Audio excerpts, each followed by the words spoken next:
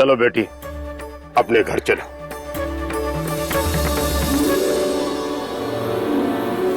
चलो बेटा, अपने घर जाने की तैयारी करो। बहुत बहुत धन्यवाद समधी जी।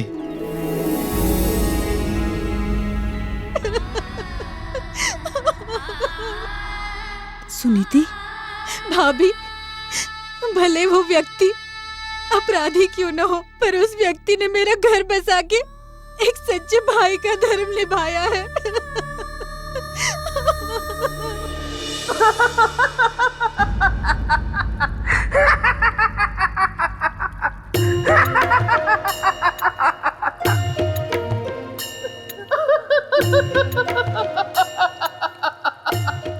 बहुत याद आ रही है मुझे, मेरे मित्र विक्रम की बहुत याद आ रही है।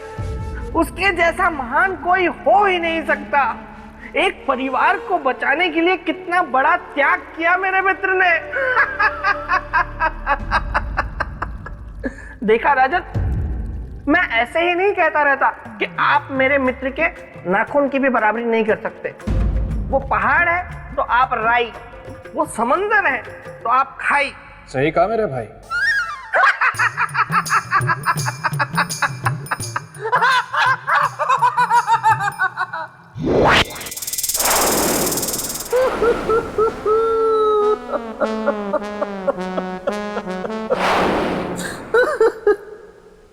धन्यवाद राजन। हैं? हट हट। विवाह कुंडल? तुम यहाँ गुफा में? ये गुफा नहीं, प्रेत लोक है। हाँ? ओ, फिर से यहाँ क्या लेने आए हो? लेने नहीं, देने आया हूँ। तो दो और जाओ। अरे मैं अपने विवाह का निमंत्रण देने आया हूँ। मेरा विवाह सौंदर्य लेखा के साथ अगली पूर्णमासी को सुनिश्चित हुआ है। तुम फिर आ गई। हाँ, लेकिन इस बार तो मैं ये बताने आई हूँ कि तुम तो विवाह के लिए नहीं हो रजामंद, तो मैंने किसी और को कर लिया है पसंद। क्या? सच? कौन है वो? विवाह कुंडल, उसमें मेरा दिल आया है, उसी को मैंने अपना जीवन साथी बनाया है। तो मैं क्या करूं? अरे मतलब हम मित्र हैं ना, इसीलिए मैं तुम्हें निमंत्रित करने आया हूँ। अरे तुम्हारे पास अवसर था पर तुमने गवा दिया। वैसे तुम विवाह में आना जरूर। ऐ मेरे परम प्यारे पेड़, मुझे जलन हो रही है। लेकिन क्यों? है तो सौंदर्य लेखा से विवाह नहीं करना चाहता ना, फिर क्यों? जाने दो, मैं तो देखता हूँ कि देवी राजा भोज को क्या बता रही है। सम्राट विक्रमादित्य के परिश्रम से सुंदरी की डोली तो उठ गई, लेकिन उस परिवार के सर से दुर्भाग्य का साया नहीं उठा। दुर्भाग्य वहीं के वहीं खड़ा था।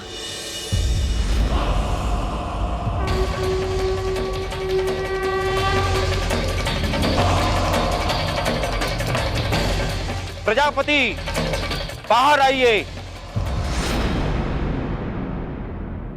जी कहिए। याद है ना, आज ब्रह्मदेव के यहाँ भोजन बनने की तुम्हारे घर की बारी है।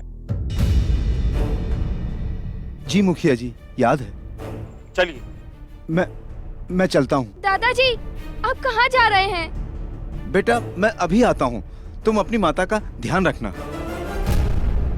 चलिए मुखिया जी। एक क्षण मुखिया जी।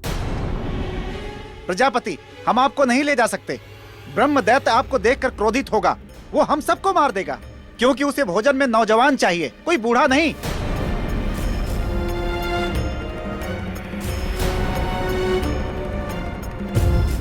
पर मुखिया जी, आप तो जानते हैं घर में केवल मैं ही हूँ। मेरा एक पुत्र था जिसकी मृत्यु हो चुकी है। तो तुम्हारा ये पोता है ना, इसे दे दो। नहीं नहीं मुखिया जी, नहीं, इस बच्चे को मैं नहीं दूंगा। अब की साल तुम्हारी बारी है, तुम्हें बलिदान देना ही होगा। नहीं मुखिया जी, नहीं। चलिए, मैं चलता हूँ आपके साथ। नहीं नहीं, ये कहीं नहीं जाएगा। माँ, गांव की रक्षा के लिए जरूरी है जाना। नहीं पुत्र, नहीं, मैं नहीं जाने दूंगी मेरे पुत्र को। नहीं नहीं, ये कहीं नहीं जाएगा, ये कहीं नहीं जाएगा। बाबूजी इसको रोकिए ना। छोड़ो माँ। नहीं तो कहीं नहीं जाएगा। छोड़ो नहीं पुत्र, नहीं, छोड़ो मुझे।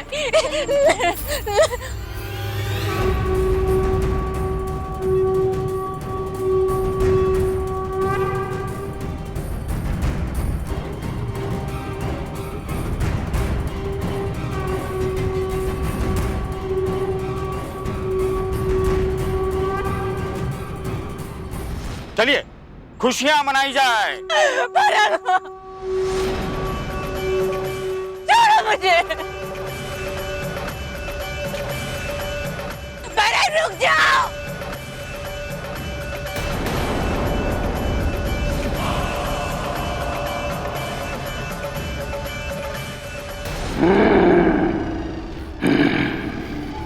ये गांव वाले अभी तक मेरा भोजन लेकर क्यों नहीं आए? कहां मर गए सबके साथ?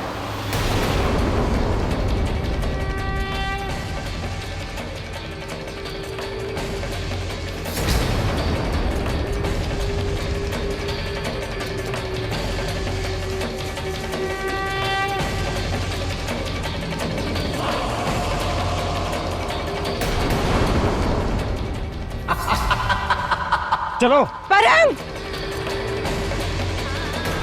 मेरे बच्चे को कहीं मत ले जाइए। नहीं, इसे ब्रह्मदैत्य के पास मत ले जाइए। नहीं परम।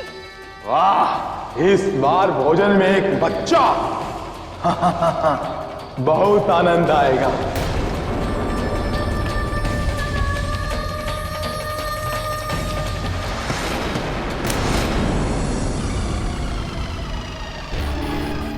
आजा, आजा। मत मारो मुझे, मुझे मत मारो, मुझे मत मारो। मेरा भोजन।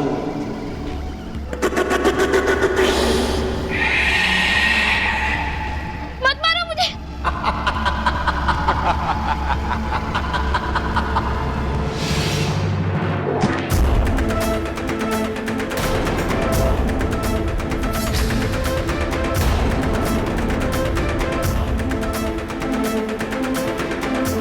कौन हो तुम?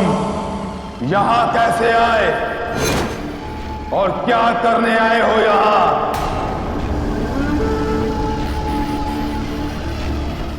इस बच्चे को छूने का प्रयत्न भी मत करना। तू मारेगा मुझे? इस तरह शक्तिमान ब्रह्मदैत्य को तू मारेगा?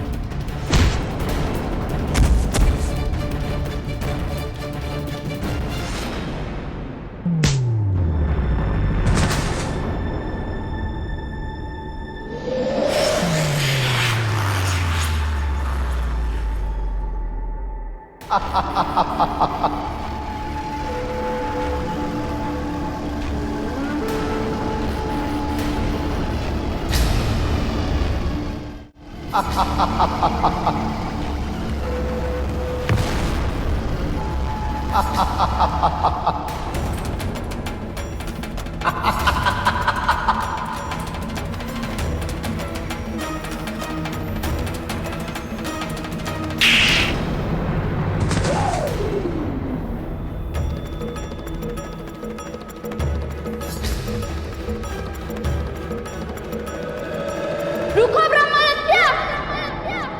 अब कौन आ गया?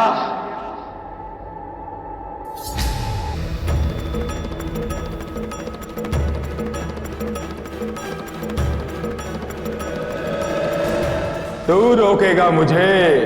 हाँ हाँ, मैं ही रोकूंगा तुझे।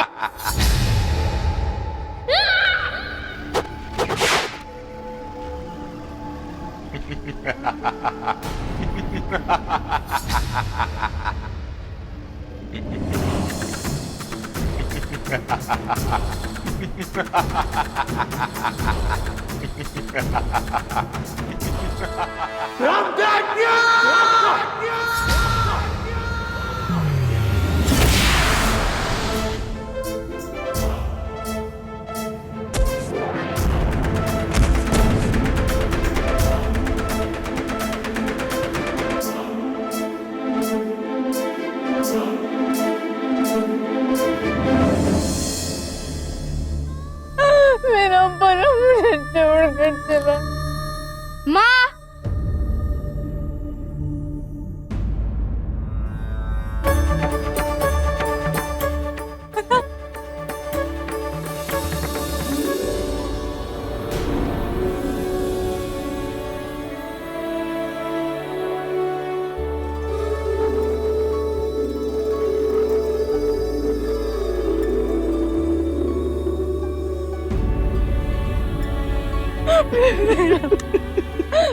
तू जीवित है? हाँ माँ, उन्होंने तो मुझे राक्षस से भी बचा लिया और तो वो राक्षस को भी मार दिया। किसने?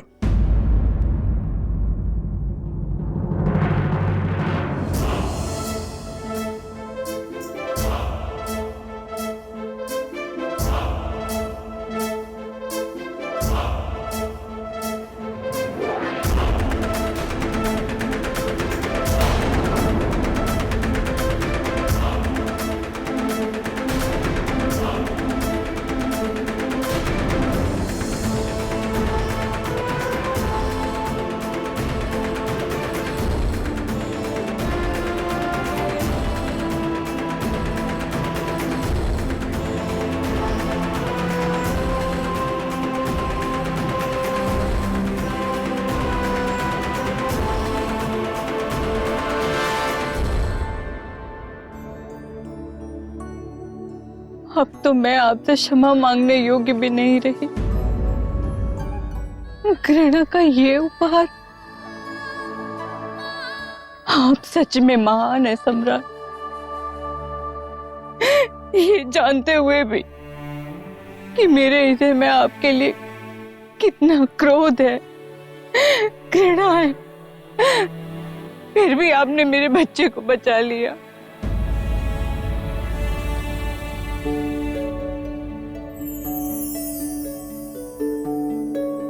मैं आपकी ऋणी हो गई। आपने मुझे न्याय दे दिया सम्राट। अब मुझे ये कहने में तनिक भी संकोच नहीं होगा कि इस संसार में आप जैसा न्याय प्रिय सम्राट न हुआ है और ना ही कभी होगा।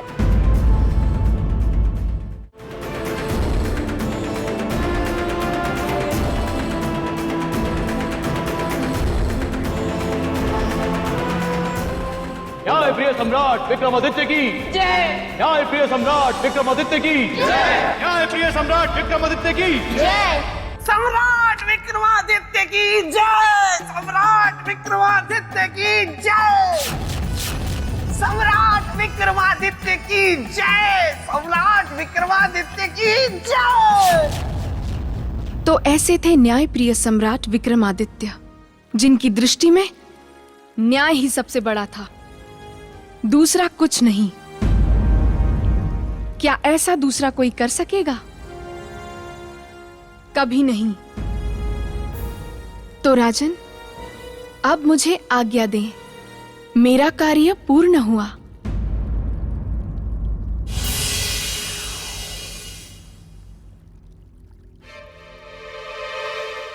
राजन,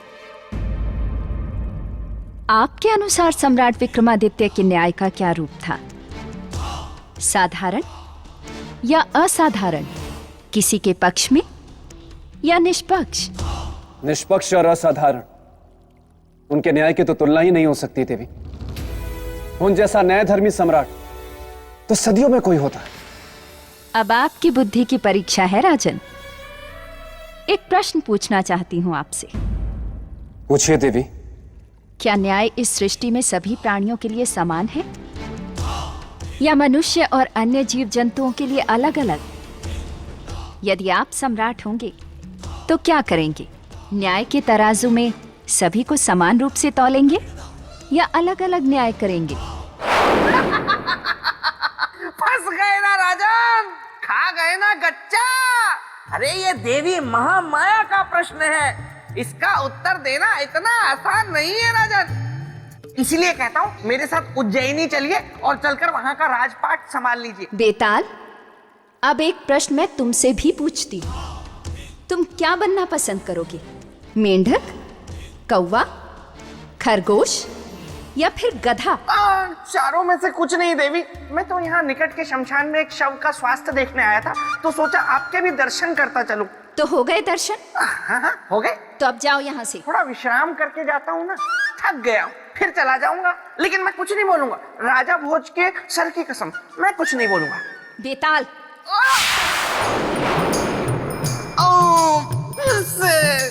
बोलू बोलू। बताइए राजन, क्या न्याय इस सृष्टि में सभी प्राणियों के लिए एक समान है या फिर मनुष्य और अन्य जीव जंतुओं के लिए अलग अलग? यदि आप सम्राट होंगे तो क्या न्याय के तराजू में सभी को एक बराबर तौलेंगे या अलग अलग?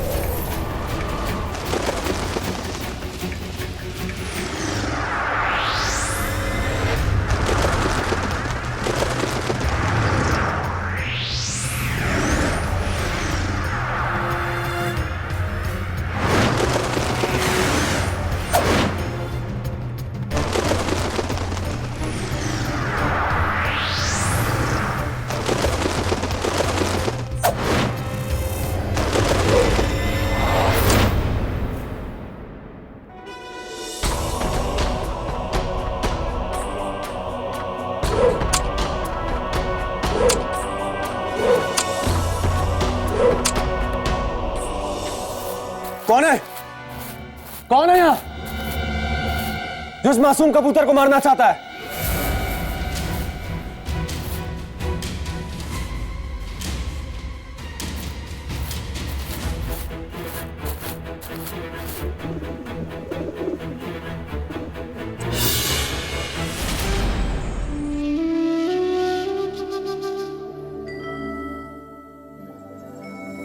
अब तुम्हें डरने की आवश्यकता नहीं है। मैं हूं तुम्हारी रक्षा करने के लिए। रुको, रुको, ये मेरा कबूतर है, ये मेरा कबूतर है। राजन, ये कबूतर मेरा है, मुझे दो इसे।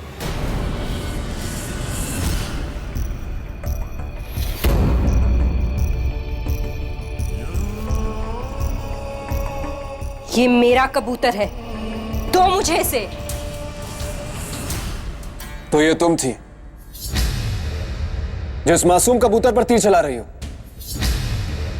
मुझे तो आश्चर्य होता है कि एक स्त्री होकर तुम्हें इस कबूतर पर तीर चलाने में दया नहीं आती।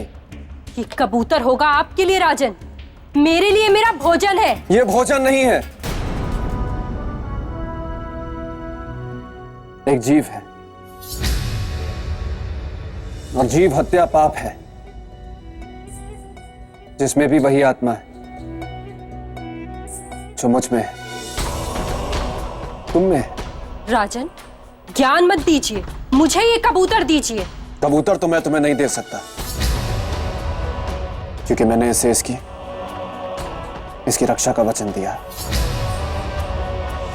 और ये राजा भोज का वचन है, जो कभी खाली नहीं जाता।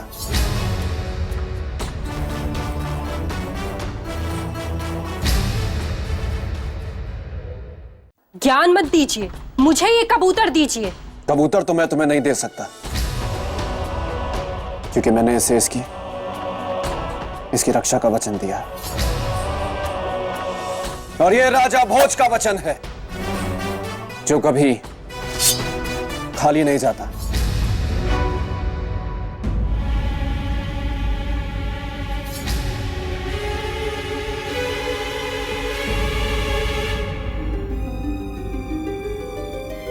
देवी, आप रोने क्यों लगी?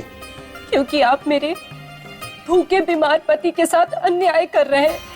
अन्याय? कैसे? अगर आपके लिए इस कबूतर की जीवन रक्षा न्याय है, तो मेरे साथ अन्याय क्यों कर रहे हैं? ठीक है, मैं तुम्हारे साथ भी न्याय करूंगा। मैं तुम्हें उचित न्याय का वचन देता हूं। बताओ, इस कबूतर के बदले क्या चाहिए तुम्हें? इस कबूतर के भार के बराबर स्वर्ण। ठीक है, स्वर्ण मिलेगा तुम्हें। और कुछ? नहीं, बस।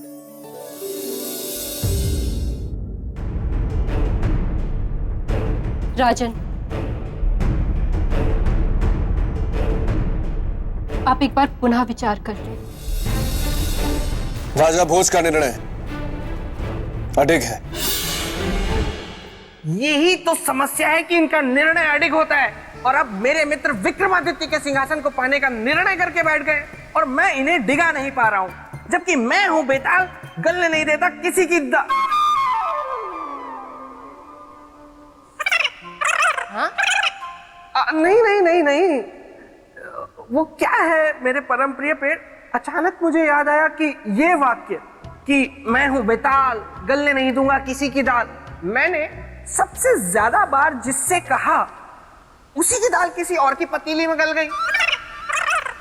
हाँ, सौंदर्य लेखा की ही बात कर रहा हूं। वो आई तो थी मेरे साथ गृहस्थी की रोटी पकाने, लेकिन अब विवाह कुंडल के साथ प्रेम की पूरियां पकाएगी। विवाह कुंडल मुझे कोई फर्क नहीं पड़ता, मुझे क्या, तुम भी ना मेरे परम प्रिय पेड़, पता नहीं कब क्या क्या चर्चाएं छेड़ देते हो। ठहरो, अभी मुझे देखने दो कि राजा भोज ने कबूतर के बदले में कितना स्वर्ण दिया।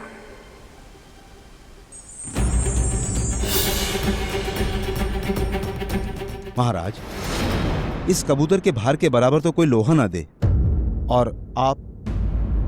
साहूकार,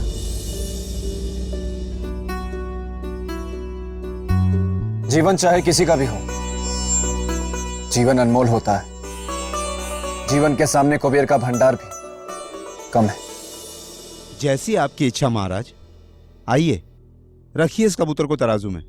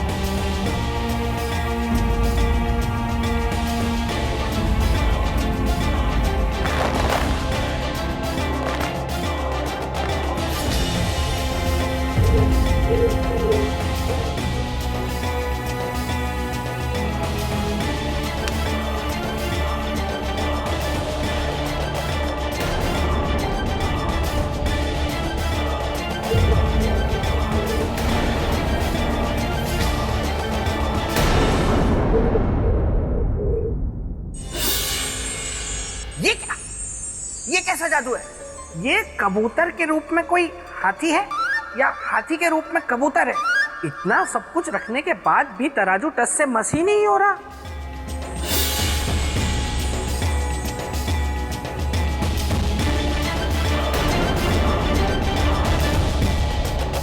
ये क्या कर रहे हैं महाराज? आप तो मुकुट उतारने का अर्थ जानते हैं। इसके बाद आप राजा नहीं रह जाएंगे। कोई अंतर नहीं पड़ता। इस एक मामूली कबूतर के लिए ऐसा मत करिए। अपना मुकुट वापस पहन लीजिए। किसी परिस्थिति में नहीं।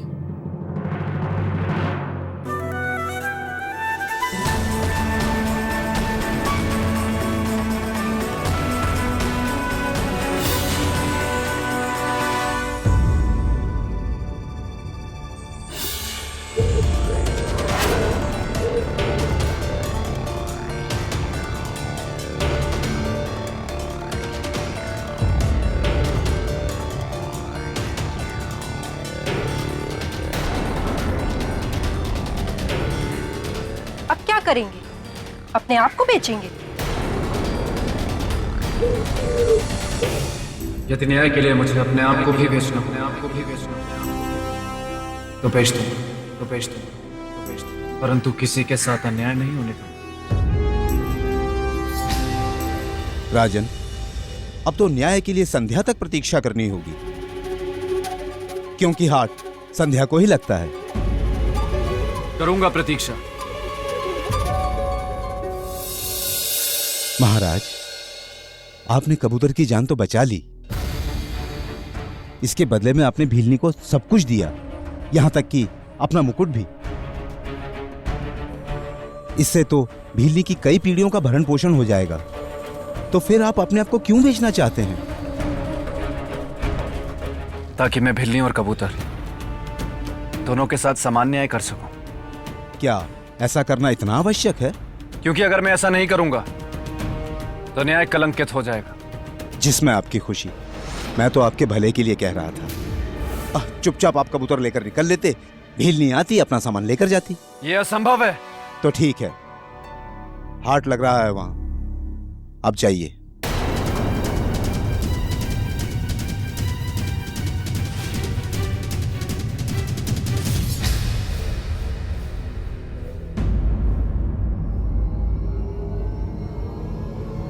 उसे धर्म और न्याय के मार्ग से डिगाना संभव नहीं।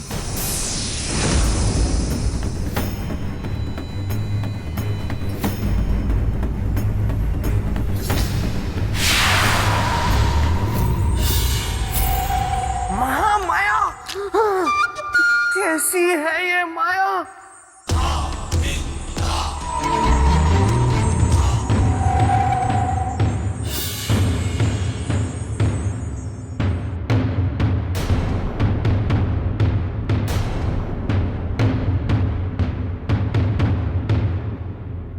नगरवासियों, मैं यहां खुद को बेच रहा हूं, इसलिए मैं आप सबसे निवेदन करता हूं कि मेरी ऊंची से ऊंची बोली लगाएं और मुझे अपना सेवक बनाएं।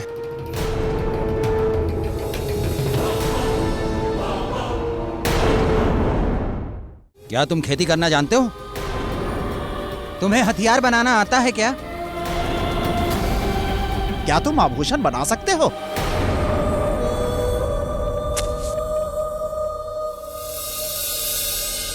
नहीं, पर आप मुझे अवसर देंगे तो मैं सीख लूंगा। तुम्हें कोई नहीं सिखाएगा भाई, क्योंकि तुम्हें इस काम का अनुभव नहीं है। चलो भाई चलो, ये व्यक्ति हमारे किसी काम का नहीं। चलो चलो भाई, चलो भाई, चलो चलो किसी काम का नहीं। चलो। अरे आप कहां जा रहे हैं? अरे आप लोग ऐसे नहीं जा सकते। अरे मेरा मूल्य तो लगाओ, मैं अपने आप को बेचना चाहता हूं। मेरा मूल्य लगाइए। क्या इस नगर में कोई भी नहीं है जो मुझे खरीद सके?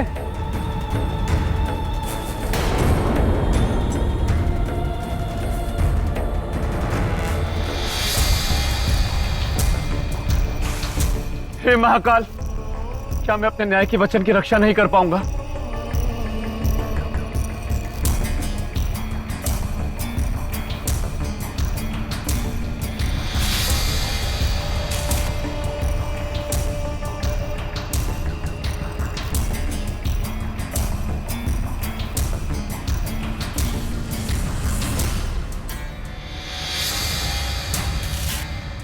सुना है यहाँ कोई विकराल, कौन है वो भाई?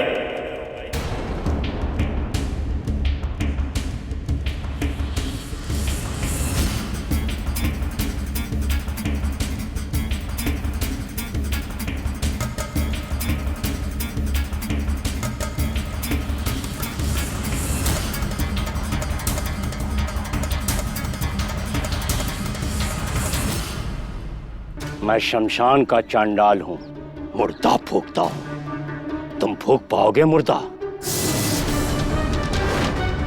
हाँ, मैं फूकूंगा। तब मैं तुझे खरीदता हूं। आज से तुम हमारे सेवक हुए। पर दाम क्या देंगे ये तय नहीं हुआ। दाम? प्रतिदिन 1 रोटी। यदि मंजूर है तो बोलो, अन्यथा मैं दूसरा सेवक ढूंढता हूं।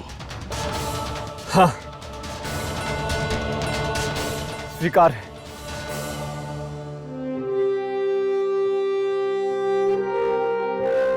इसे कहते हैं जात भी गवाना और भात भी ना खाना।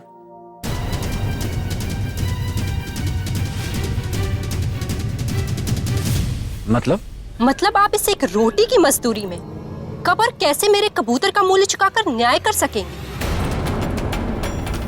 मैं और प्रतीक्षा नहीं कर सकती। और यदि सच में आप मेरा न्याय करना चाहते हैं तो कल संध्या तक मुझे सोना लाके दे दीजिए, वरना भूल जाइए न्याय और भूल जाइए ये कबूतर।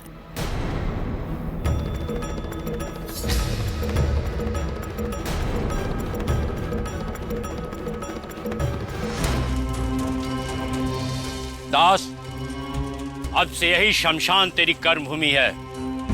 यहाँ चिता जलाने की तैयारी से लेकर चिता जलाने का, कर वसूलने का कार्य सब तुझे ही करना होगा, बिना किसी दया मया के।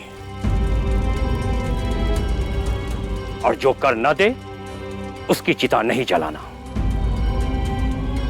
समझे? तो जा, जंगल से चिताओं को जलाने के लिए लकड़ियां काट कर ले आ।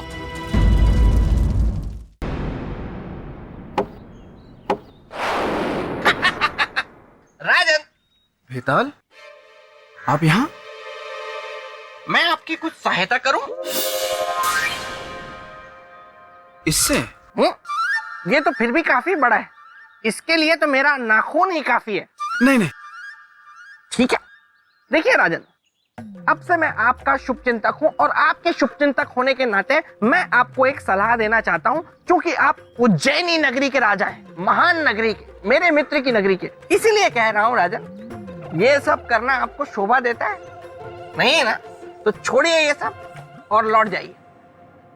हाथ जोड़कर मैं आपसे निवेदन करता हूं कि अब मैं राजा नहीं हूं, किसी का दास हूं। इसलिए कृपा करके मुझे अपने कर्तव्य का पालन करने दें। लेकिन राजन, मैं ये कह रहा हूं। बेताल, मैं तो सिर्फ बेताल, प्रणाम देवी। तुम जानते हो ना, जो भी राजा भोज के साथ हो रहा है वो मेरी ही माया है। जी देवी। फिर भी तुमने राजा भोज को मेरी माया से निकालने का प्रयत्न किया। अब इसके लिए तुम्हें दंड तो भुगतना ही होगा। क्षमा देवी, क्षमा। इस बार तुम्हें क्षमा नहीं मिलेगी बेताल, दंड मिलेगा। अब 1 दिन तक खरगोश बनकर रहोगे। क्षमा देवी, क्षमा। मैं भावनाओं में बह गया, इसीलिए ये कह गया।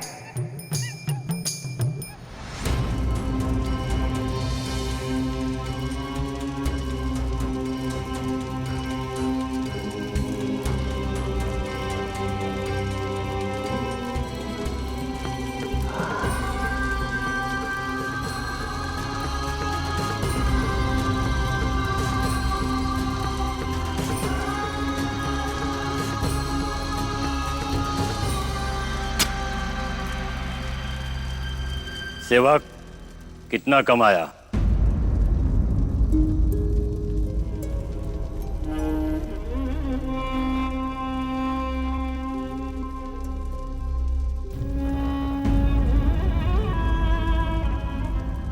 बस इतना ही? नहीं स्वामी, आज कमाया तो बहुत कुछ है, पर आपको दे नहीं सकता। क्यों? तू जानता नहीं, सेवक की कमाई पर स्वामी का अधिकार होता है। चल दे आज की कमाई। सत्य का ज्ञान कमाया है स्वामी, जिसे चाहकर भी मैं आपको दे नहीं सकता और आप ले नहीं सकते। मतलब मतलब आज ये जाना है कि मृत्यु विधि का सबसे बड़ा सत्य और शमशान इस संसार का।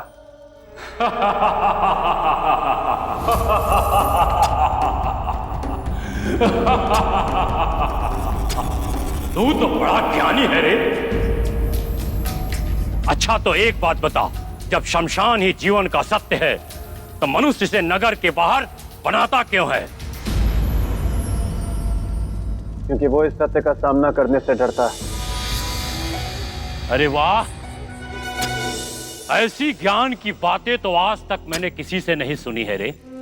तू तो बड़ा बुद्धिमान है रे। ये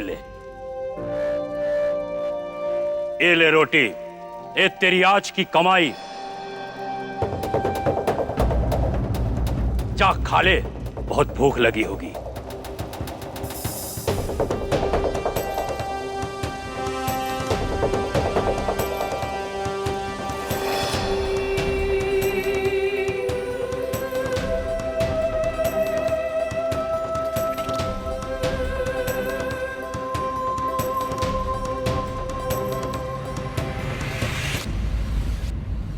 तू अभी भी सास में बैठा है कि तेरा वो रक्षक राजा भोज तुझे बचाने आएगा? भूल जा, वो नहीं आने वाला। इसलिए अब अपने अंत के लिए तू तैयार हो जा। रुक जा बिल्ली, रुक जा बिल्ली, रुक जा बिल्ली।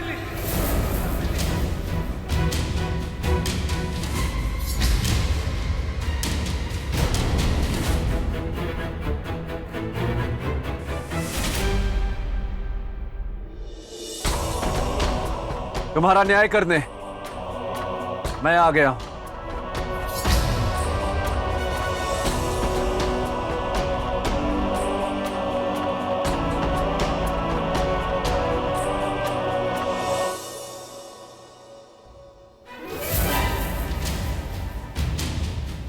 एक रोटी की कमाई करने वाला चांडाल क्या न्याय करेगा भोज?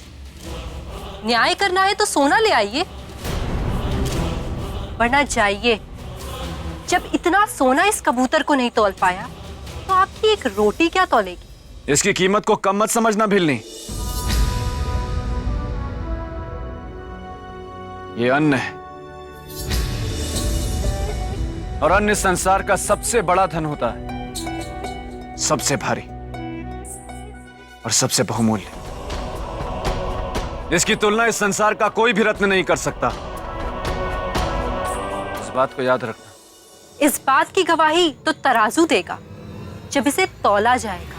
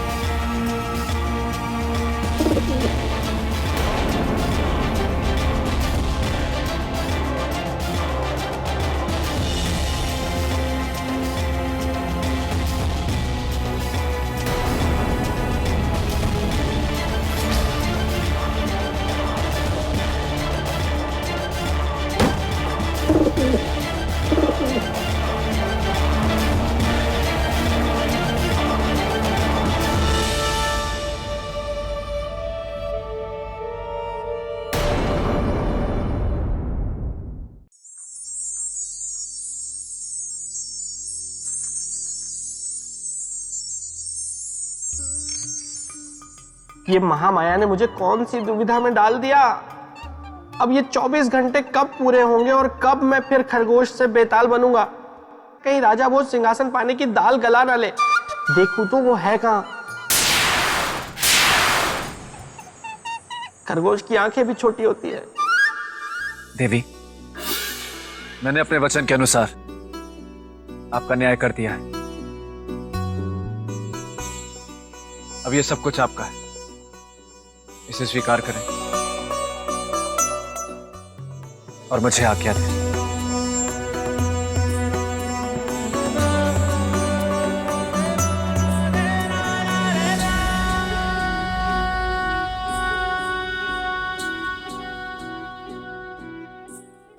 जय महाकाल, जय महाकाल।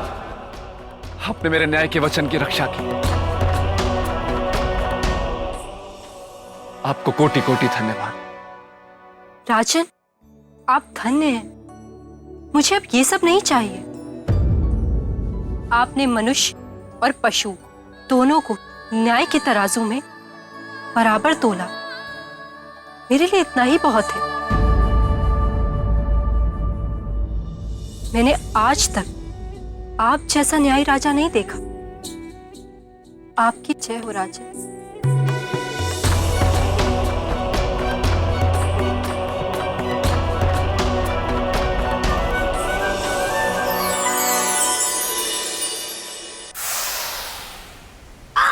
वाह वाह वाह पहले जैसा हो गया। वाह वाह। राजा भोज तो गुफा में पहुंच गए।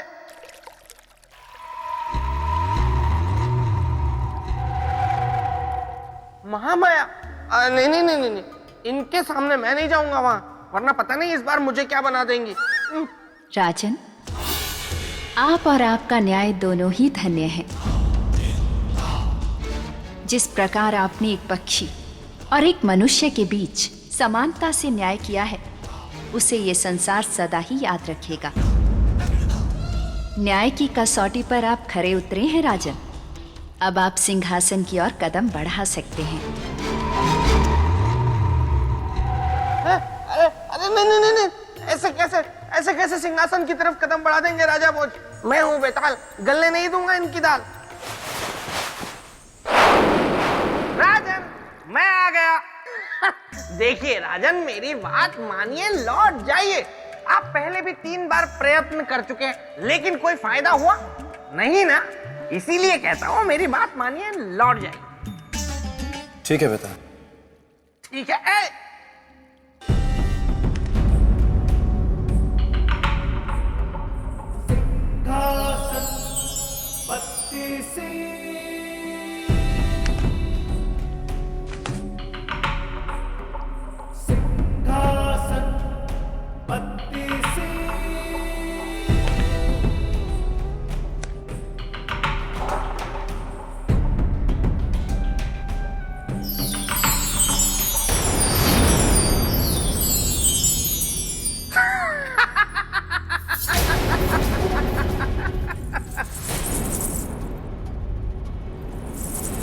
पायल की छन छन।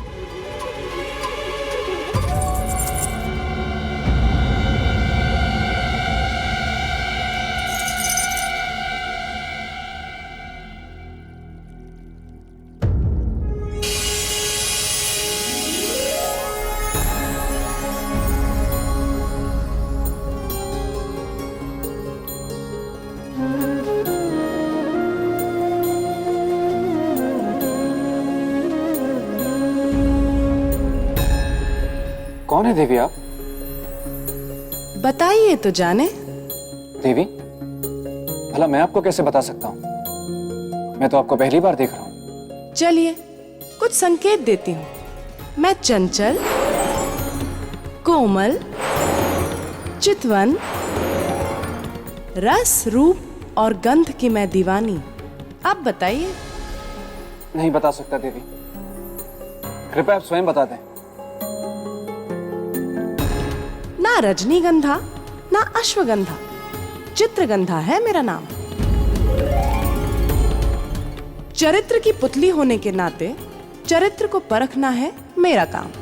चरित्र की देवी चित्रगंधा, राजा भोज का आपको प्रणाम। राजन, आइए आइए आइए आइए। इस सिंहासन बत्तीसी को केवल वही प्राप्त कर सकता है जो महान सम्राट विक्रमादित्य की तरह चरित्रवान हो। और उनकी तरह चरित्रवान होने का अर्थ है आसमान से तारे तोड़कर लाना। व्यर्थ ही समय गवा रहे हैं राजन, लौट जाइए यहाँ से। आइए मेरे साथ। नहीं नहीं श्रीमान बेटा, आप रहने दीजिए। देवी क्षमा करिएगा, भले ही आपकी दृष्टि मैं सिंहासन के योग्य ना, पर जब यहां तक आया तो सम्राट विक्रमादित्य की चरित्र की कथा को सुने बिना नहीं जाऊं। ठीक है, तो फिर सुनिए। एक समय की बात है, इंद्र ने स्वर्गलोक में एक सभा का आयोजन किया। उस सभा में यह तय किया जाना था कि संसार में सर्वश्रेष्ठ गुणों का प्रतीक कौन है। आदरणीय ऋषिगण, इस सभा के आयोजन का उद्देश्य है गुणों के आधार पर प्रतीक स्वरूप मनुष्यों की घोषणा। जिस प्रकार सब देव किसी न किसी शक्ति के प्रतीक हैं, उसी प्रकार पृथ्वी लोक के मनुष्य भी किसी न किसी गुण के प्रतीक हैं। अब मैं गुरु बृहस्पति देव से आग्रह करूंगा कि गुणों के प्रतीक रूप उन मनुष्यों की घोषणा करें। संसार में चरित्र के प्रतीक हैं चक्रवर्ती सम्राट विक्रमादित्य।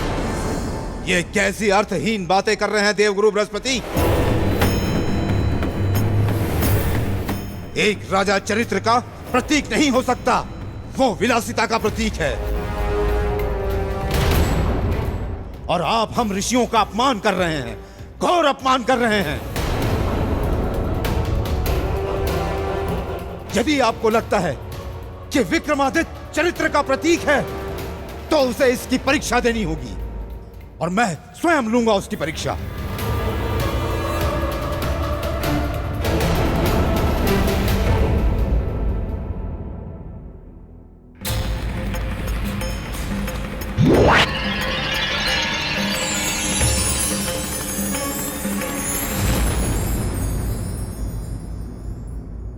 ऋषिवर, मैं अपने निर्माण का उद्देश्य जानती हूँ,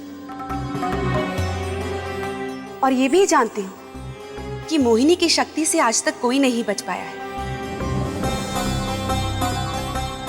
इसलिए आप निश्चित रहे ऋषि, चरित्रवान विक्रमादित्य को मैं अपनी एक मुस्कान से अपने वश में कर लूं।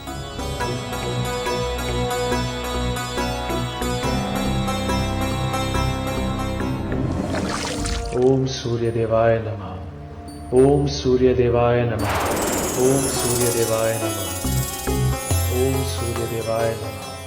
ओम सूर्य देवाय नमः। सम्राट विक्रमादित्य, आज तुम्हारा धर्म, तुम्हारी भक्ति और तुम्हारा चरित्र सब मेरे रूप के बहाव में बह जाएगा। ओम सूर्य देवाय नमः। ओम सूर्य देवाय नमः। ओम सूर्य देवाय नमः।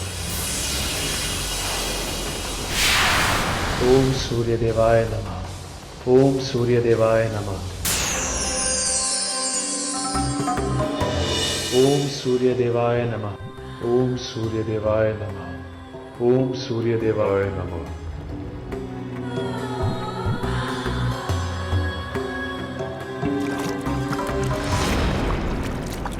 सम्राट विक्रमादित्य तो जा रहे हैं,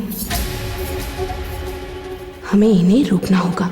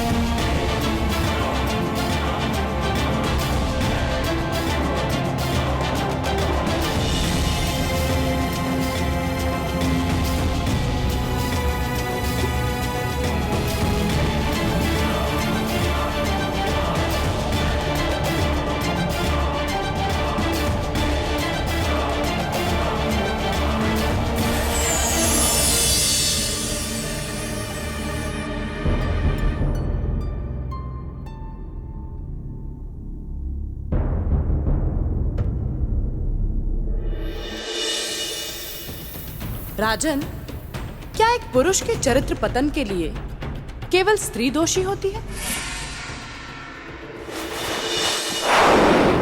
देवी, अगर आप ऐसे आसान आसान प्रश्न राजन से करेंगी तो ये उन कठिन कठिन प्रश्नों के लिए कैसे तैयार हो पाएंगे जो आप इनसे आगे करने वाली हैं? राजन, जरा इधर आइए। आगे आपसे जो प्रश्न देवी करने वाली है वो बहुत ही भयानक, भयंकर, जटिल, जड़ियल, कठिन प्रश्न आने वाले हैं। अपने सम्मान का जुलूस निकलवाने से अच्छा है यहां से निकल चलिए। घोड़ा उड़ गया है, बाहर घास खा रहा है।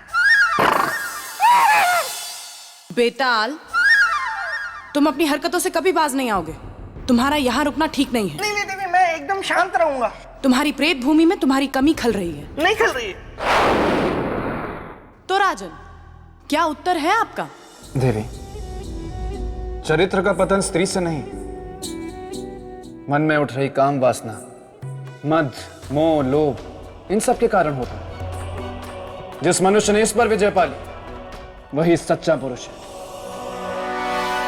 तो ठीक है, देखते हैं सम्राट विक्रमादित्य अपनी काम वासना, मद, लोभ पर विजय पा सके या नहीं।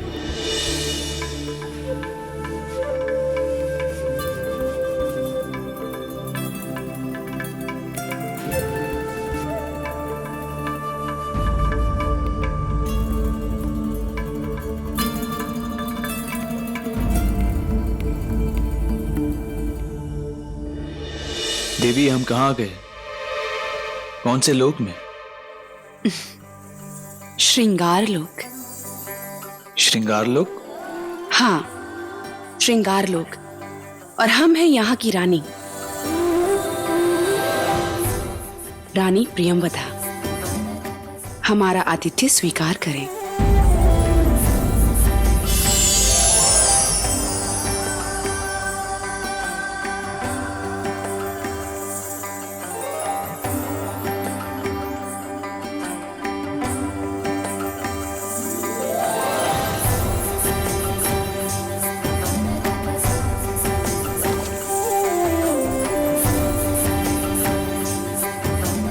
इस स्वागत के लिए बहुत धन्यवाद देवी, किंतु हमें पृथ्वीलोक वापस जाना होगा।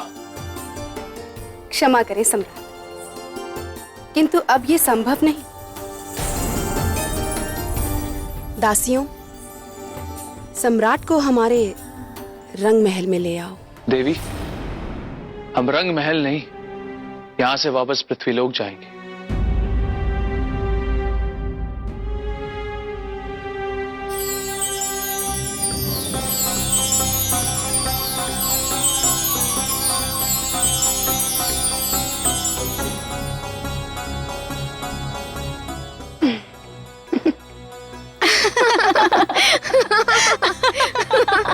ये क्या कर रही हैं आप देवी?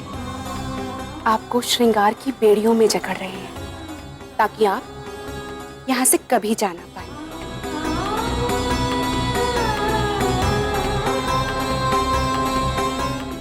देवी, क्या प्रियंवदा सम्राट विक्रमादित्य को प्रेम की बेड़ियों में बांध पाए? आपको क्या लगता है राजन? मुझे तो लगता है ऐसी कोई भी बेड़ी नहीं बनी है जो सम्राट विक्रमादित्य को बांध पाए। सही कहा राजा भोज। अरे जिस सम्राट को संसार की कोई बेड़ी नहीं जकड़ पाई, उसे ये श्रृंगार की बेड़ी क्या जकड़ेगी? पर ये बात इस प्रियंवदा को कौन समझाए? अच्छा होता अगर ये रूपमती होने के साथ साथ बुद्धिमती भी होती। बस बेताल, ये मैं कल से क्या सुन रहा हूं? क्या सुन लिया तुमने मस्तिष्क कुमार? यही कि सस सौंदर्य लेखा बस विवाह कुंडल से शादी कर रही है। अब तुमसे क्या छुपाना मेरे मित्र, बुरा तो मुझे भी बहुत लग रहा है, क्योंकि जब भी वो यहाँ आती थी ना तो मेरे प्रेत भूमि में रंग बिखर जाते थे। तो ये तुम्हारी शरारत थी? ये छल है, ये छल है।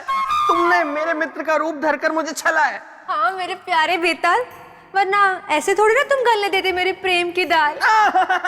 हाँ, मैं तो पहले ही समझ गया था कि मेरे मित्र मस्तिष्क कुमार के रूप में तुम आई हो, मैं ऐसे जाल में फंसने वाला नहीं हूँ।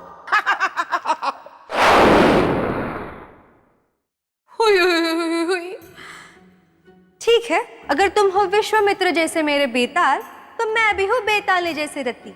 तुम्हारी तपस्या तोड़ के ही दम लेगी और तुम्हें ही बनाएगी अपना पति।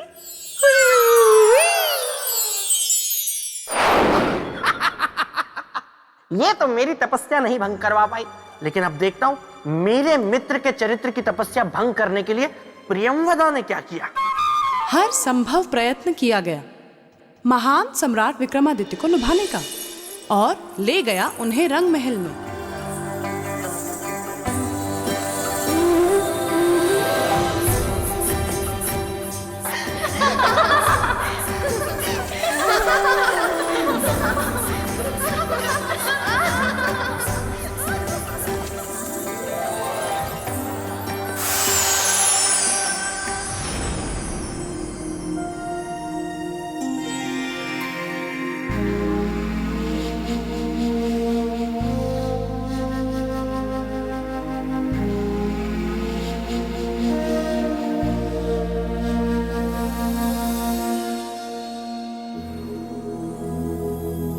राजन, हमें आपसे प्रेम हो गया है। परंतु हमें आपसे सहानुभूति है। क्यों? प्रेम क्यों नहीं?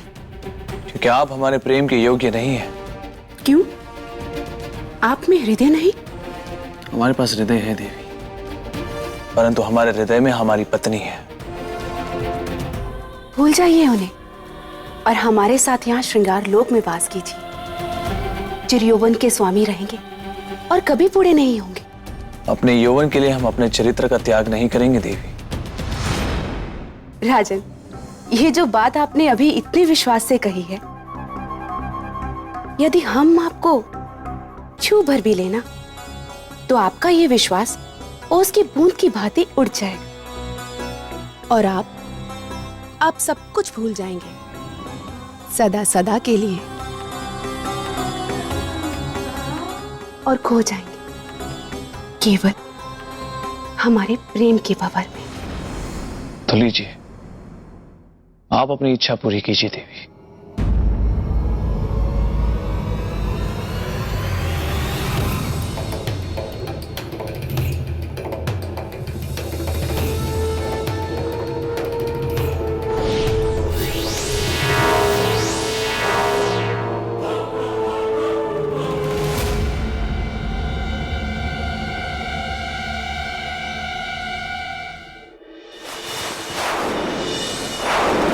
देखा राजन, पता चल गया होगा उस प्रियंवदा को कि मेरा मित्र विक्रमादित्य कोई साधारण मनुष्य नहीं है। खा गई ना प्रियंवदा झटका। बिल्कुल सत्य कहा आपने बेताल। देवी, मैं आपसे बहुत प्रसन्न हूँ। कम से कम किसी बात पे तो आपने मुझसे सहमति जताई। मैं तो आपकी हर बात से सहमत हूँ, और उस बात से खास कर जिसमें आप कहती हैं कि राजा भोज मेरे मित्र के सिंहासन के योग्य नहीं है। योग्यता का प्रमाण पत्र आपको देने की जरूरत नहीं है बेताल। तो राजन, क्या आपको पता है कि प्रियंवदा को सम्राट को स्पर्श करते ही झटका महसूस क्यों हुआ? इसका कारण जानते हैं? यह हमारी पत्नी का प्रेम है देवी, और उन्हें दिया हुआ वचन देवी। राजन, आज ऐसा पहली बार हुआ है कि प्रियंवदा के रूप और श्रृंगार के भ्रम को किसी ने तोड़ा है।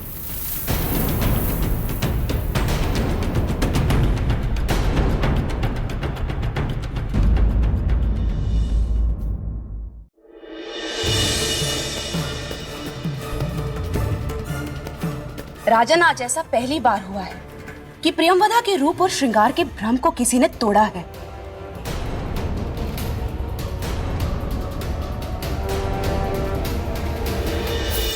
अद्भुत देवी, ये एक सच्चे पुरुष का ही चरित्र था जिसे कोई अन्य स्त्री छू भी नहीं सकी। सत्य कहा आपने राजन। परीक्षा मनुष्य के भीतर छुपी योग्यता को बाहर ले आती है। कुछ ऐसा ही हुआ सम्राट विक्रमादित्य के साथ। उस प्रियंवदा की परीक्षा सम्राट विक्रमादित्य के चरित्र के गुण को बाहर ले आई और वे उस परीक्षा में सफल भी हुए। देवी, मुझे बार बार ऐसा क्यों लग रहा है कि आप मेरी परीक्षा ले रहे हैं? मान लीजिए यदि ऐसा ही हुआ तो आप परीक्षा में हो जाएंगे असफल, क्योंकि आप कोई मेरे मित्र विक्रमादित्य की तरह महान थोड़े हैं। राजन, क्यों अपने बने बनाए सम्मान को धूमिल कर रहे हैं? आप कह दीजिए कि आपने हार मान लिया और अब आप उज्जैनी लौट जाएंगे। हाँ राजन, आपका प्रश्न ये था कि कहीं ऐसा तो नहीं है कि मैं आपकी परीक्षा ले रही हूँ। मेरा जवाब ये है कि मान लीजिए यदि ऐसा ही है तो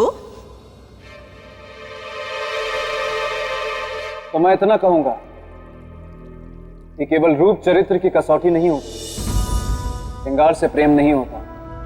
श्रृंगार से व्यक्ति केवल आकर्षित होता है, और आकर्षण प्रेम का प्रथम अध्याय। तो कहने का अर्थ ये है कि सम्राट विक्रमादित्य आकर्षित हो चुके थे उस प्रेमवदा पर? नहीं, परंतु प्रेमवदा के प्रेम निवेदन में असफल होने के कारण उनकी परीक्षा और भी कठिन होने वाली थी, क्योंकि प्रेम में असफल प्राणी किसी भी सीमा को पार कर सकता है। सत्य कहा राजन आपने। हमें शीघ्र ही इस लोक से बाहर निकलना होगा, परंतु बाहर जाने का रास्ता दिख नहीं रहा है।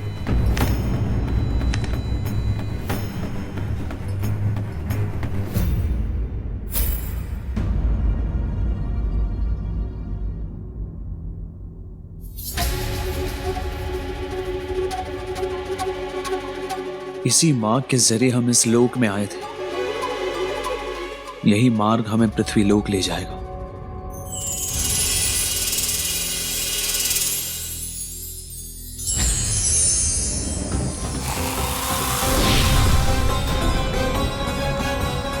राजन, ये श्रृंगार लोक है। यहाँ आना और जाना सब हमारी इच्छा से होता है।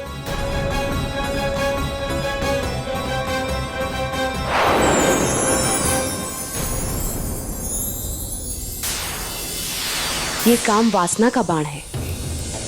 ये आपके हृदय से आपके धर्म और चरित्र के कवच को समाप्त कर देगा, और इसके बाद आप हमसे बेहिचक प्रेम कर सकेंगे।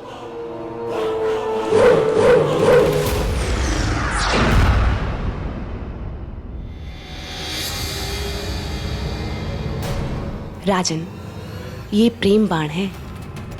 इसके लगते ही आप अपने मन मस्तिष्क से अपनी पत्नी की सारी यादें मिटा देंगे।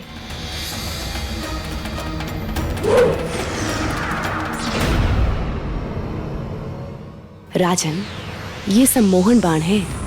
इसके लगते ही आप अपने राज्य, अपनी पत्नी, अपना प्रेम और अपना चरित्र सब भूल जाएंगे, और आपको याद रहेगी तो केवल प्रियंवदा।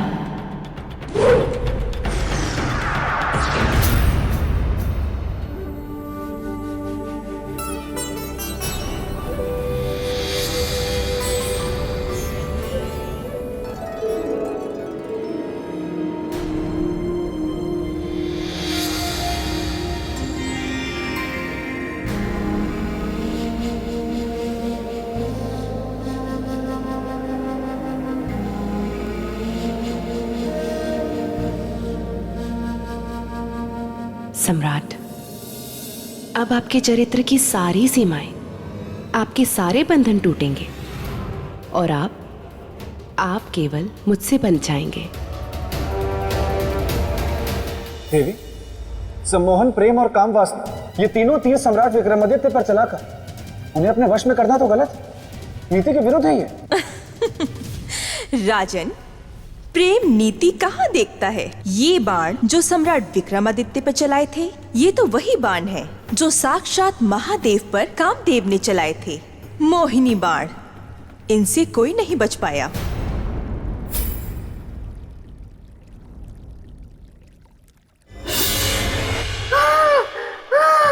देवी की जय हो। देवी, देवी आप अनुमति दे तो आगे की कथा मैं सुना दूं? ठीक है, सुनाइए। धन्यवाद देवी। हाँ तो राजन, हुआ यूं कि एक बार मेरे मित्र विक्रमादित्य जब सो रहे थे तो उनकी नाक पर आकर एक मक्खी बैठ गई। बेताल, क्षमा देवी क्षमा, मैं भावनाओं में बह गया, इसीलिए ये कह गया। अब नहीं कहूंगा। हाँ तो राजन, प्रियंवदा अपने छल में सफल हो गई। उसने सारे तीर मेरे मित्र पर चला दिए और ऐसा लगा कि उन तीरों का असर मेरे मित्र पर हो गया है।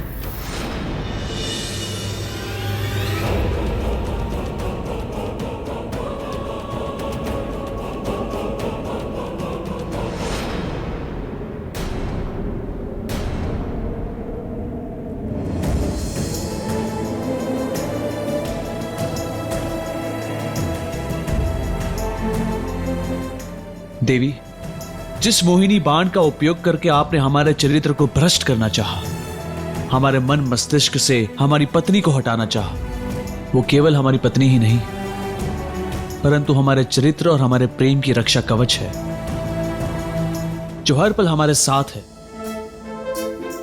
अगर आपको यकीन नहीं आता तो अपनी दृष्टि घुमाएं और देख लीजिए।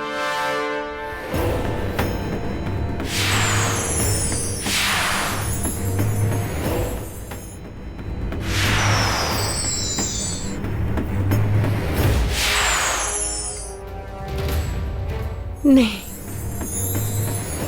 ये नहीं हो सकता। किंतु यही सत्य है देवी, और सत्य को झुठलाए मत। कृपा करके हमें पृथ्वीलोक का मार्ग बता दीजिए। अब मैं आपको रोकूंगी नहीं, चले जाइए, मार्ग सामने है।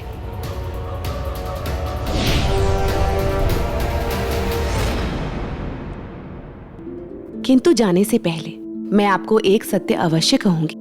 कहिए। आपके चरित्र के सामने मेरा रूप हार गया राजन। जाइए, चले जाइए।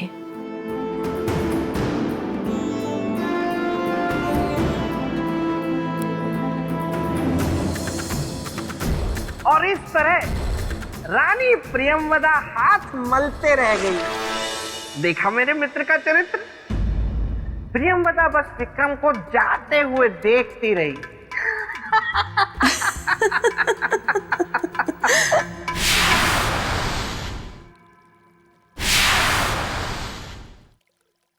रूप की रानी प्रियंवदा और इतनी विवश। अब यही तो विडंबना थी राजन। देखिए ना, ये है कामदेव के 3 अपराजित तीर, श्रृंगार, प्रेम और काम, जो सम्राट विक्रमादित्य के महान चरित्र के आगे पराजित हो गए और रानी प्रियंवदा परेशान। नहीं देवी, मैं नहीं मानता इस बात को। यही तो समस्या है ना राज, आप कुछ मानते ही नहीं। अगर आप मान गए होते तो आज यहाँ ना होते, बल्कि अपने राजमहल में आराम कर रहे होते। तो राजन अब बताइए, आप क्यों नहीं मानते ये? जब किसी प्रेमिका का प्रेम, श्रृंगार और सुंदरता तीनों हारते हैं, तब वो एक चोट खाई नागिन बन जाती है और बदले के मार्ग को चुनती है, छल को अपना अस्त्र बनाती है। क्योंकि कोई भी स्त्री अपने व्यक्तित्व और अस्तित्व को अनदेखा होते हुए नहीं देख सकती है देवी। मतलब रूप की रानी प्रियंवदा ने सम्राट विक्रमादित्य के साथ छल किया होगा। बिल्कुल ऐसा ही किया रानी प्रियंवदा ने। अवसर पाकर वो सम्राट विक्रमादित्य की अनुपस्थिति में उज्जैनी जा पहुंची। तो ये है चक्रवर्ती सम्राट विक्रमादित्य के धर्म, न्याय और चरित्र की नगरी उज्जैनी, जहां उनके धर्म और चरित्र की गूंज सदा गूंजती रहती है। किंतु विक्रमादित्य, मैं तुम्हारी इसी नगरी उज्जैनी में तुम्हारे पाक साफ दामन पर दाग लगाऊंगी और लोगों को बताऊंगी कि तुम क्या हो। देवी, मैं जिज्ञासु हूं ये जानने के लिए कि आगे क्या हुआ। उस प्रियंवदा ने ऐसा रूप धरा कि उस रूप की रोशनी ने सब कुछ हला।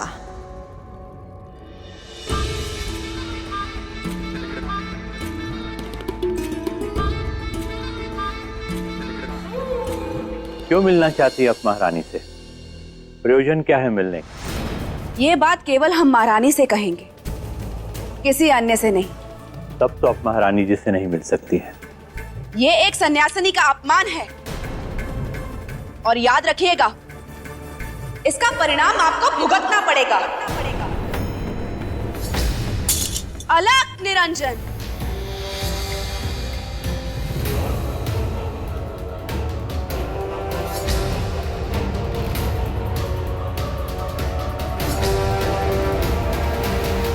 आचार्य जी, क्या बात है?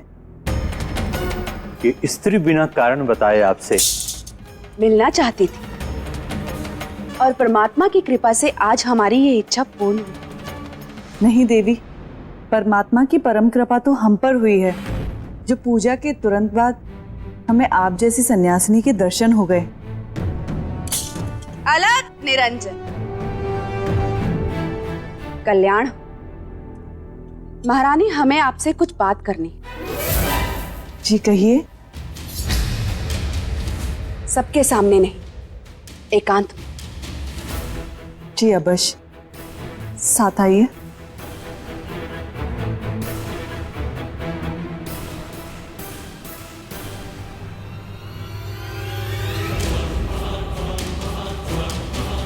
राहु काल में एक अपरिचित इंसान का महल में प्रवेश। हे परमात्मा, रक्षा करना। मैं ढूंढ रही थी उसको, सौंप सकूं जीवन का फल जिसको। मिली मुझे वो, सती सावित्री आज मिली वो। अलग निरंजन, परम पिता परमेश्वर। देवी, हम कुछ समझ नहीं पा रहे हैं। महारानी, हम अपने तप के फल को देने के लिए एक सती सावित्री स्त्री को ढूंढ रहे थे, जो हमें आज यहां मिली आपके रूप में। इसलिए महारानी, हम आपको कुछ देना चाहते हैं।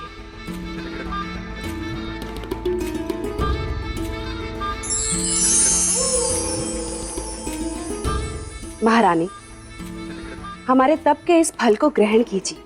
इससे आपकी सुंदरता कभी कम नहीं होगी और आपके यौवन पर बुढ़ापे की छाया कभी नहीं पड़ेगी। लीजिए। ये तो हमारा सौभाग्य है कि आपने हमें इस योग्य समझा, किंतु क्षमा कीजिएगा, हम आपके इस तप के फल को स्वीकार नहीं कर सकते। क्या कहा? स्वीकार नहीं कर सकते? जी। इस ना का अर्थ जानती हो मूर्ख? एक साध्वी के निरादर के साथ साथ उसके जीवन और उसके तप को भी व्यर्थ करना, और हम ऐसा नहीं होने देंगे। आपको हमारे तप का फल लेना ही होगा। लीजिए।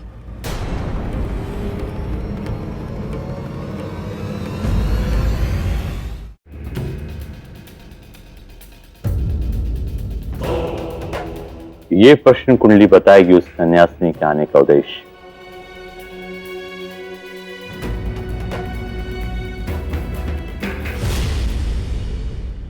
ये क्या छल की रचना है? उसके आने का उद्देश्य अनर्थ, घोर अनर्थ। लेकिन ये छल क्या है और किसके साथ है ये छल? देवी, हमारे कारण आपका तप और जीवन दोनों में से एक भी व्यर्थ नहीं होगा।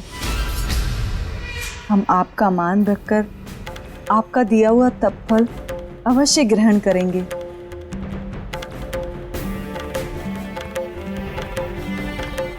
क्या बात है देवी, आपकी आंखों में आंसू? कुछ नहीं। कुछ तो है, बताइए ना। हमने भी तो आपकी बात मानी, तो क्या आप हमारी बात नहीं मानेंगी? कहना शोभा नहीं देगा और हम आपकी दृष्टि में गिर जाए। कभी नहीं। आप हमारे लिए आदरणीय हैं, निसंकोच कहिए। आज आपके रूप और सौंदर्य को देखकर हमारे मन में एक भावना जागी। कुछ पल के लिए ही सही, मुझ में भी आपसे रूपवती बनने का मोह जाग गया। कृपया कुछ पल के लिए आप अपना सौंदर्य मुझे देंगी। किंतु ये कैसे संभव हो सकता है देवी? सुंदरता तो ईश्वरीय देन है। नहीं महारानी, योग बल से कुछ भी संभव है, यदि आप अनुमति दें तो। यदि ये संभव है तो अनुमति है देवी। जब आपने अपने जीवन भर के तप के फल को हमें सौंप दिया, तो क्या हम कुछ पल के लिए अपना रूप, अपना सौंदर्य आपको नहीं दे सकते? सहर्ष लीजिए।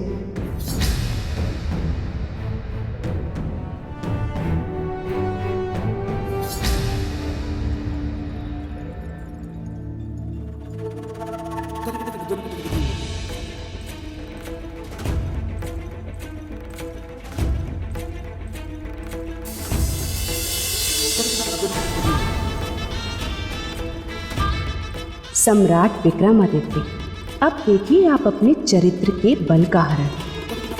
समाप्त हो जाएगी आपकी शक्ति आज से।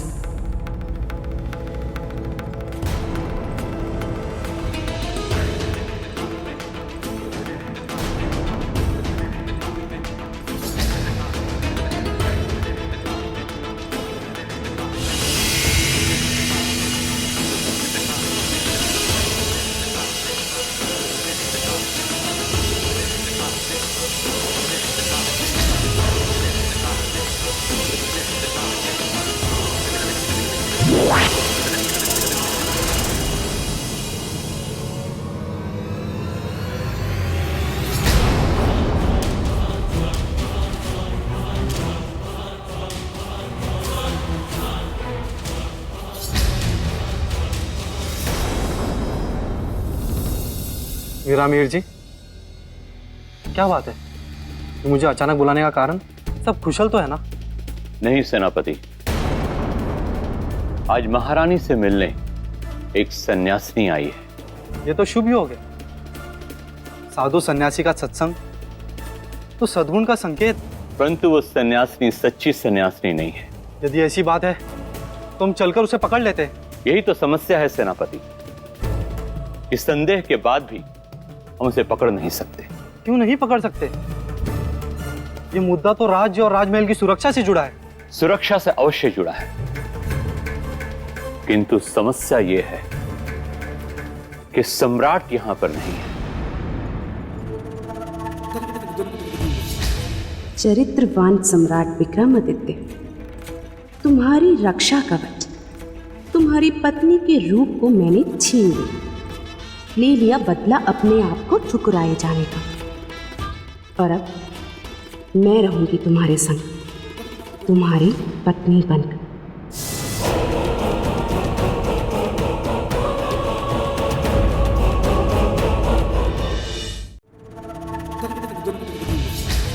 चरित्रवान सम्राट विक्रमादित्य, तुम्हारी रक्षा कवच, तुम्हारी पत्नी के रूप को मैंने छीन लिया, ले लिया बदला अपने आप को ठुकराए जाने का। और अब मैं रहूंगी तुम्हारे संग, तुम्हारी पत्नी बनकर।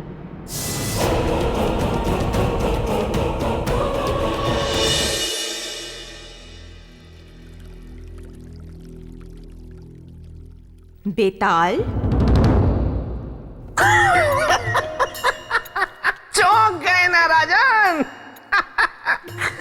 देवी, आगे की कथा मैं सुनाता हूं। तो राजन, अब देखना यह है कि कैसे महाचतुर चिड़िया प्रियंवदा, जो रानी चित्रलेखा बन चुकी है, अपनी अगली चाल चलती है, और कैसे बेचारी गाय जैसी सीधी सादी महारानी, जो विश्वास में आकर अपना रूप प्रियंवदा को दे चुकी है, और मुसीबतों में गिरती चली जाती है। लाइए देवी, अब हमारा रूप हमें लौटा दीजिए।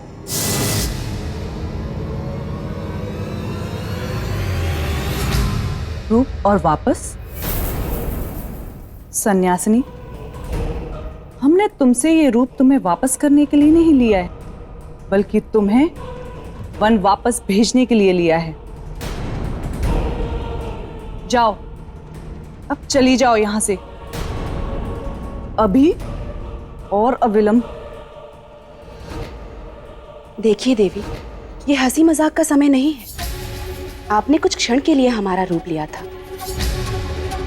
लाइए, हमारा रूप हमें लौटा दीजिए। महारानी, ये मजाक नहीं है, बल्कि सच है, एक कड़वा सच, कि अब आप महारानी नहीं रही, बल्कि एक सन्यासिनी हैं। और हम महारानी चित्रलेखा, जिसका अधिकार सम्राट से लेकर सम्राट के राजपाट तक पर है। ये आप क्या कह रही हैं देवी? या तो आप बहरी हैं, या फिर आप प्रेम की भाषा नहीं समझती। यदि आप अपना भला चाहती हैं, तो इसी वक्त राजमहल से चले जाइए, अन्यथा हमारा शरीर हमें लौटा दीजिए देवी, अन्यथा हम सैनिकों को बुलाएंगे। छल की बिसात हमने बिछाई, अब प्रपंच के प्यादे आप चल रही हैं। विरामहेर जी, विरामहेर जी, विरामहेर जी।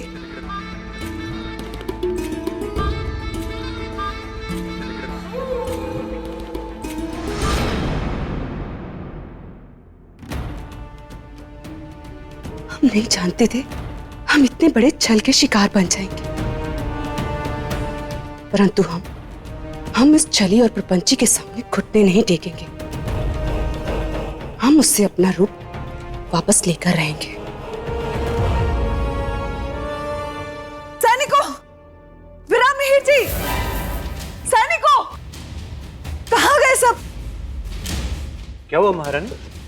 विरामहेर जी, उस सन्यासिनी को शीघ्र ही बाहर कर दीजिए।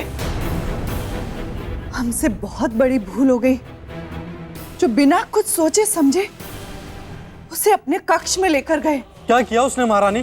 कक्ष में जाते ही उसने अपने सुर बदल लिए, स्वयं को महारानी कहने लगी, और तो और हमसे हमारा रूप भी मांगने लगी।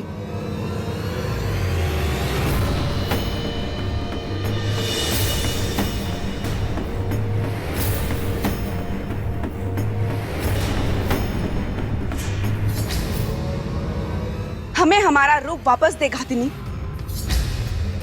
अन्यथा हम तुम्हें जीवित नहीं छोड़ेंगे। राजदंड देंगे तुम्हें। सैनिकों, बंदी बना लो इसे।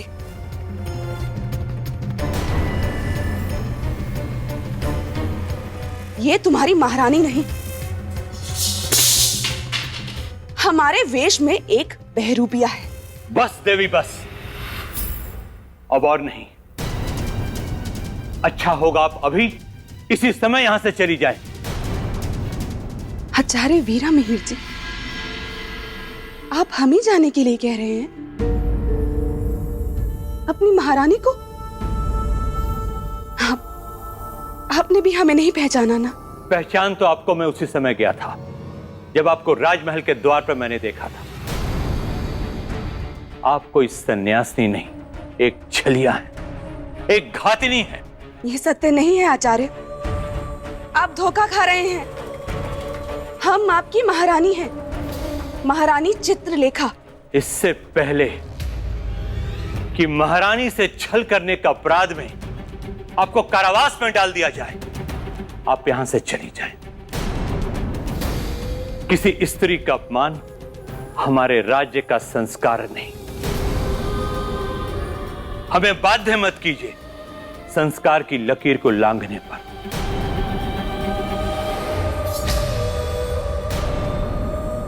विरामहेर जी, इससे बहस मत कीजिए और इस संकट को तुरंत ही राजमहल से दूर कर दीजिए। बस। कहीं नहीं जाएंगे हम, जब तक सम्राट वापस नहीं आ जाते हम कहीं नहीं जाएंगे, ना इस राजमहल से और ना ही इस राज्य से। देवी, एक प्रश्न मेरे मन में होता है कि परीक्षा तो सम्राट विक्रमादित्य की थी, तो फिर उनकी पत्नी चित्रलेखा के साथ इस प्रकार का छल और उन्हें इस तरह पीड़ा देना कहां तक सही था? राजन, ये आपने कोई नया प्रश्न नहीं किया। यही प्रश्न इंद्रदेव ने भी ऋषिवर से किया था और उनका उत्तर था कि सम्राट विक्रमादित्य की वास्तविक परीक्षा का आरंभ अब हुआ है। हम सत्य कह रहे हैं, हम आपकी महारानी हैं, हमारा विश्वास कीजिए, हम सत्य कह रहे हैं। चरित्रवान विक्रमादित्य, पतन हो गया तुम्हारे चरित्र का, क्योंकि अब तुम्हारी पत्नी चित्रलेखा नहीं प्रियंवदा है। अब देखती हूं कि कैसे करते हो अपने चरित्र की रक्षा।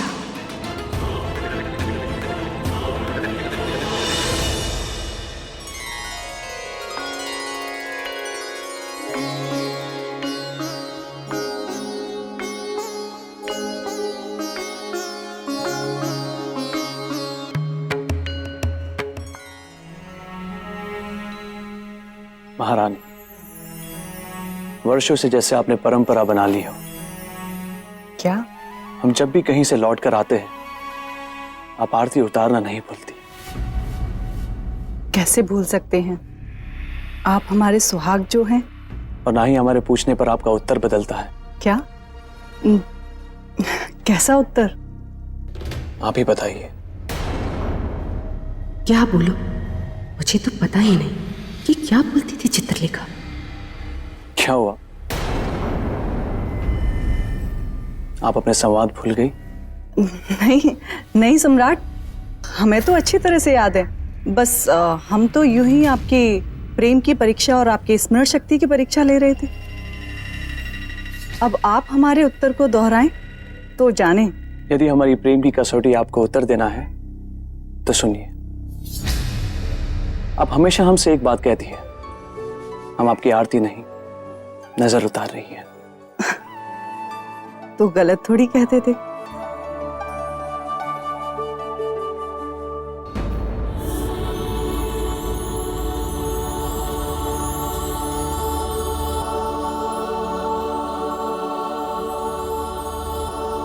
अब चलिए। महारानी,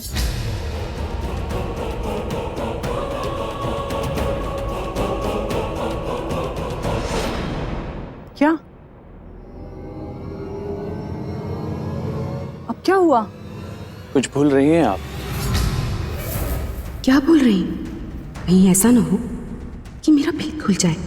चित्रलेखा को राज्य से बाहर निकालने से पहले मुझे उससे सब रीति रस्मों को पूछ लेना चाहिए था कि वह क्या क्या करती थी और कैसे कैसे करती थी। भारी भूल हो गई। अब क्या करूं?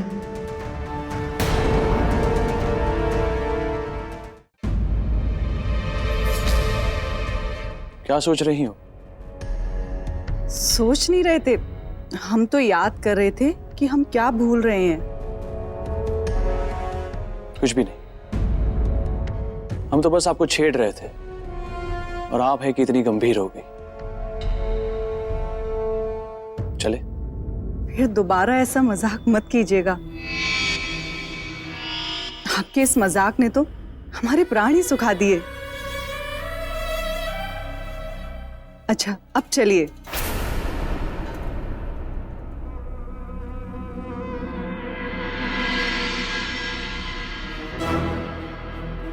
आज कुछ असामान्य सा व्यवहार है महारानी चित्रलेखा का।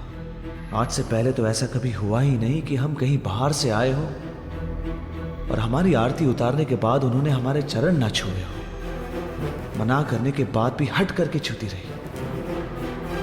किंतु आज तो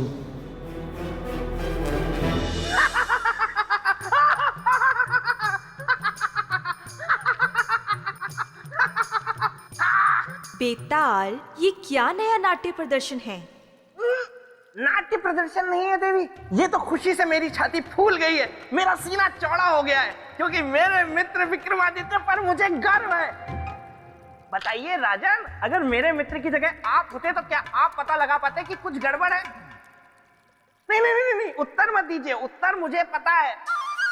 इसीलिए मैं आपको समझा रहा हूं कि हट छोड़ दीजिए और झट से वापस चलिए, क्योंकि ये सिंहासन आपके हाथ कभी नहीं आने वाला।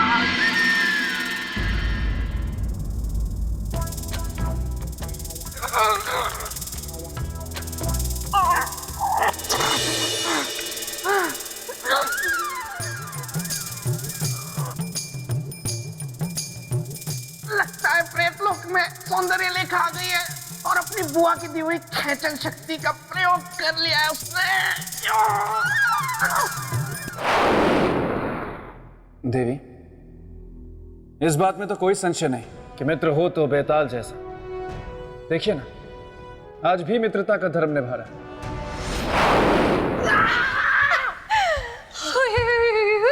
ये क्या तरीका है बेतालनी? मैं वहां पर अपने मित्र की चरित्र की कथा सुनने में लीन था और तुमने मुझे यहाँ खींच लिया। क्योंकि मैं हूँ सौंदर्य लेखा, मैंने तुमको यहाँ नहीं देखा, इसलिए तुम्हें लाया खींच। आओ करे प्रेम की बातचीत।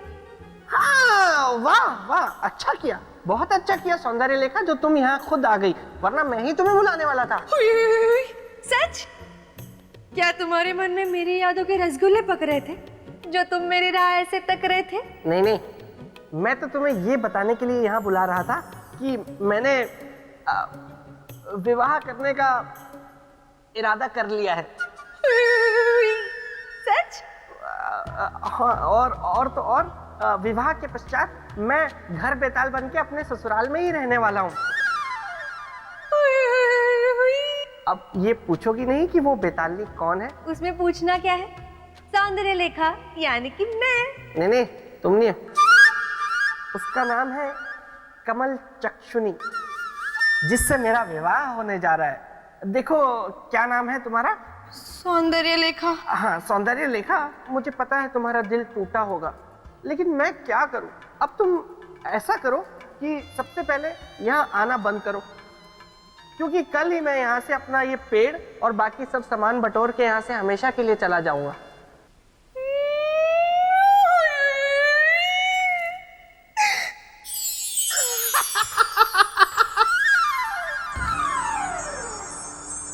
देवी, सम्राट विक्रमादित्य के मन में संशय तो आ गया था, किंतु उसके बाद उन्होंने क्या किया?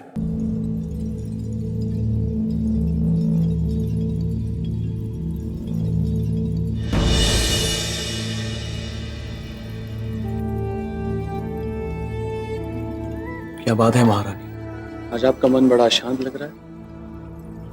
लगेगा नहीं? जब एक स्त्री के पति को आज का विशेष दिन भी याद ना रहे तो भला उसका चित्त शांत कैसे रहेगा? ऐसा कौन सा विशेष दिन है आज? वसंत ऋतु का पहला दिन, एक स्त्री के जीवन का सबसे महत्वपूर्ण दिन, जिस दिन एक पत्नी का मन कभी मयूर बन अपने पति के साथ नाचने का होता है तो कभी हिरनी के समान गुलाचे भरते हुए भागने का होता है।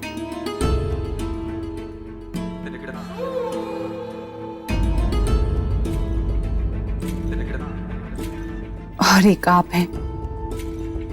आज के दिन एक स्त्री अपने पति के अंक में समाकर सारे संसार के सुखों को पाना चाहती है, इसलिए आज हमने स्वयं अपने हाथों से आपका श्रृंगार करने का निर्णय लिया है और अपने जीवन में वसंत ऋतु के स्वागत का निश्चय।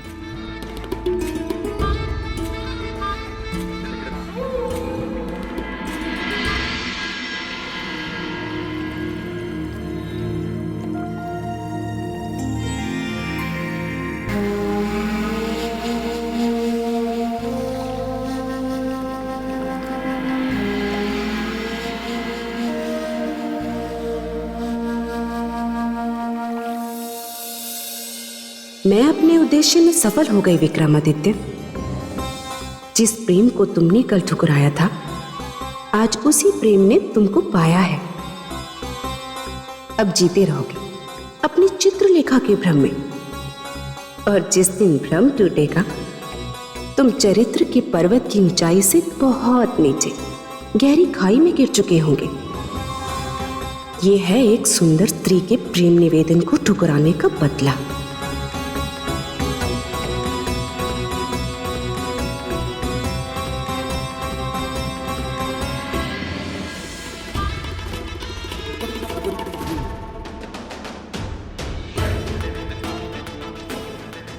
सम्राट विक्रमादित्य, अपने जिस चरित्र पर तुम्हें बहुत गर्व है, जो चरित्र ऋषियों और देवताओं के बीच चर्चा का विषय बना हुआ था। आज मैं प्रियंवदा उस चरित्र को सदा सदा के लिए मिटा दूं। आज मैं ये सिद्ध कर दूंगी कि रूप की धारा में सबके चरित्र बह जाते हैं।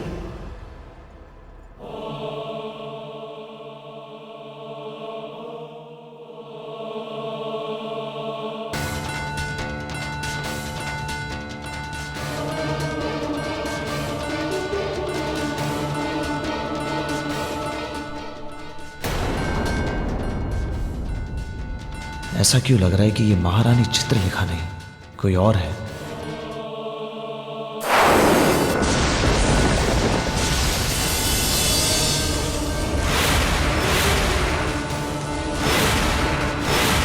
कौन है आप? आपकी पत्नी चित्रलेखा सम्राट। नहीं, झूठ बोल रही हैं आप हमारी पत्नी नहीं है। बताइए हमें, कौन है आप?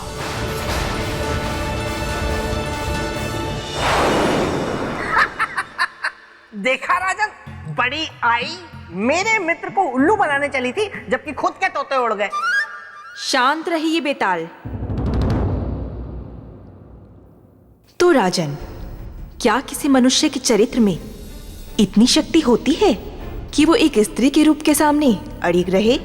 देवी, जिसकी आत्मा जितनी पवित्र, निर्मल और साफ होती है, उसका चरित्र उतना ही अडिग होता है। तो सम्राट विक्रमादित्य को ये कैसे पता चला कि वो उनकी पत्नी नहीं थी? बहुत ही खतरनाक प्रश्न है ये, लेकिन मैं विक्रमादित्य का मित्र हूं, इसीलिए मुझे पता है। आप कहिए कि उसकी पत्नी केवड़े का इत्र लगाती थी। किसका? केवड़े का। और प्रियंवदा ने गुलाब का इत्र लगाया हुआ था, इसीलिए विक्रमादित्य जान गए कि वो उनकी पत्नी नहीं है। यदि आप दोनों की आपसी बातचीत समाप्त हो गई हो, तो राजन, क्या है आपका उत्तर? हाँ हाँ, जरूर।